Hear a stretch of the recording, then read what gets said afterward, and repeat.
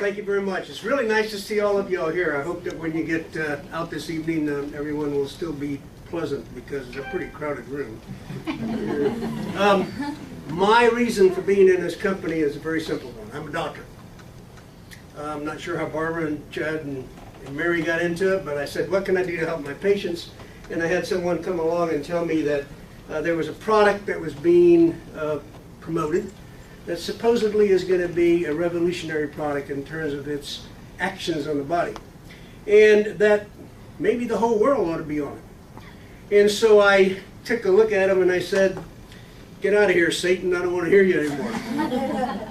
But he was persistent. Yeah, I'm talking about you. He was persistent, and so George Capote came back to me and said, look, what if I got you some science? And I said, well, if you got me some science, I will, at least because you came back, I will go read it. And I did. By the time I got through the next 2 or 3 months of reading the papers that I read, I was very, very excited.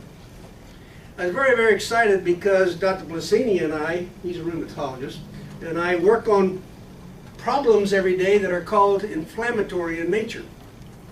And we all know that that's the basis of all disease processes. So I'm going to give you a little primer on disease. It starts this way. You take a cell which has a nucleus. This is the governing body of this cell. And that nucleus you might want to consider as being the general. And inside the cell are a bunch of organelles, or little organs, that are manufacturing for us the things we need. And inside the nucleus are little energy things called mitochondria. And these mitochondria need energy to operate, and they get it from the one thing everybody in this room has in common: oxygen. All of you are breathing, therefore all of you and I are the same. The oxygen is combusted, and when it's combusted, it produces what are called free radicals. And free radicals are the byproduct of the utilization of oxygen in the cell. Now, that is the basis of all disease. The day you were conceived, you started getting mom's blood. God bless her, we all love our mother. But she also had free radicals in her blood. So we started out, and this was an epiphany for me, Raphael, when I started reading that endothelial dysfunction. That's when the lining of an artery is not working right, and they found it in the fetus. And I said, how can that be? Until I understood this process.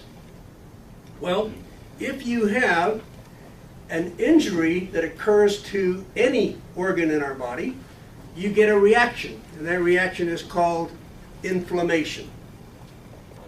So I'll write that word down for you because you read about it in the press all the time. And what is inflammation to us doctors?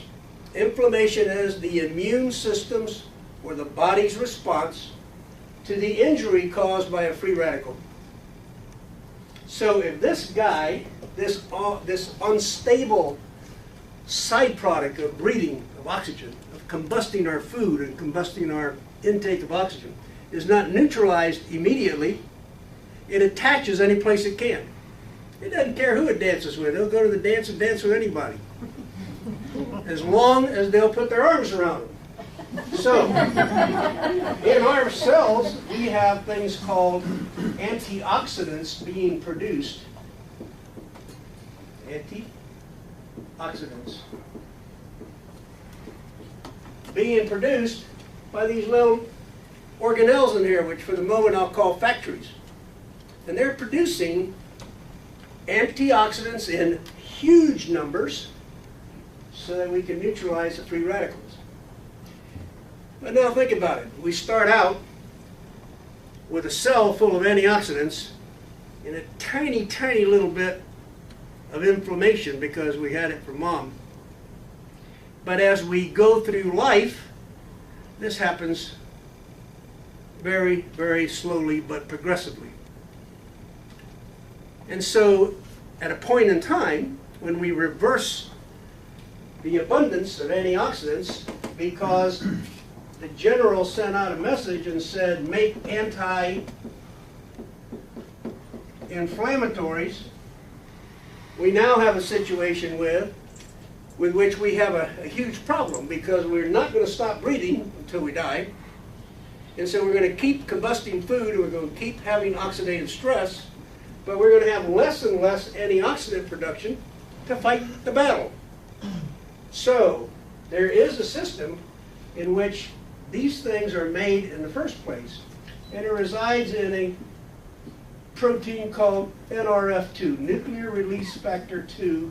It has a much longer name, but I'll make it easy for you because that's what you're going to read about, NRF2. And it's stable and sits in there, and when we get a stimulus to that, it's called Protandim, the product, the master product of this company. It goes here, it's released.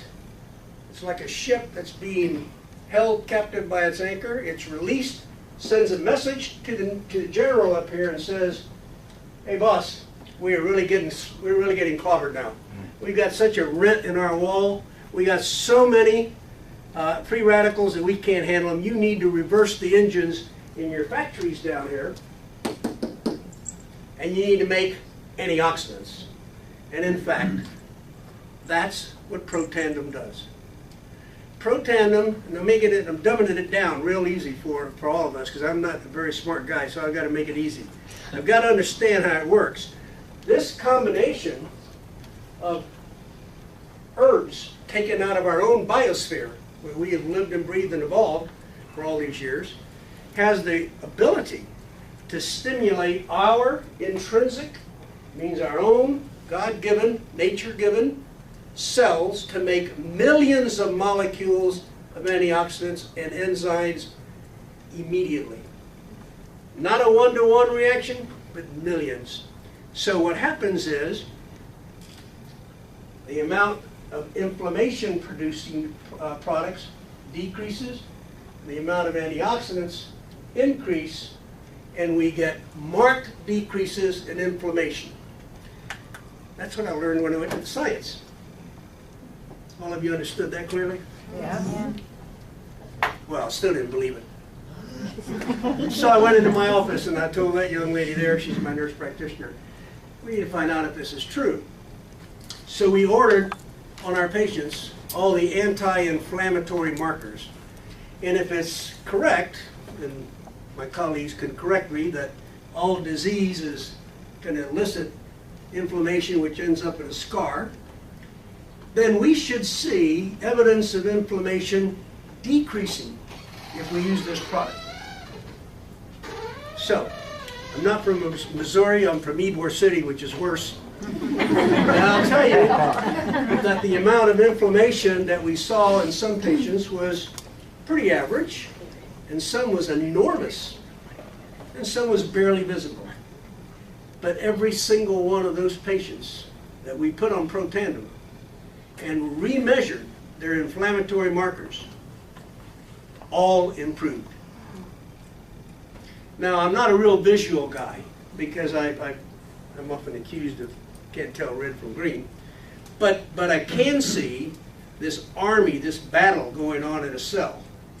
And this battle is a battle that can only be won if we were able to somehow survive without using oxygen, but we can't. So we'll never win the battle. But what we can do is we can really, really suppress the rapid progression of disease, and we can really help patients enormously. The second reason I'm in this is because I work with a foundation, and the foundation does some worldwide things with impoverished people. And I thought, well, if this works, this is something I ought to be able to give a whole population of patients and delay the enormous amount of cardiac, cancerous, rheumatologic, and other problems that these folks are going to have, chronic diseases, until a much later time in their life. So I'm hoping that'll be the case. But this whole process is something that truly amazes me. And so my colleagues here in the room, I would say if you asked us 7 years ago, tell me about NRF2. We just said, what the hell are you talking about? And in fact, I've done that. Just last week, my foundation had a golf tournament, and I asked 3 of my cardiology colleagues who were there supporting the foundation, you heard of NRF2? Give me a beer, will you? So you're not going to hear it from your doctors very easily. And I feel very honored that we've got some doctors in the room today. Because what we doctors are all about is making sure that before we do anything, we do no harm. And if we're going to do some good, we need to know that there's evidence that good will be done. And I think at the end of the day, what we've learned is that these 4 products from this company all activate this immune process. They all activate the NRF2 system in one way or the other to produce large increases in catalase, superoxide dismutase, peroxidase, glutathione, all the big anti-inflammatory molecules. If you believe in fish oil, get baptized with this. Get confirmation with this. Go to communion with this. Because fish oils have not even 1/3 the power that this has in combating inflammation. So my little talk is over. If you asked me, should I take this? My answer is, every single human being on this planet should be taking it. Because, we don't want organ transplants to do it. But if we take it at the beginning, we'll avoid perhaps the organ transplant. Thank you. All right, so that's my story. Sticking to it. I'll see you later.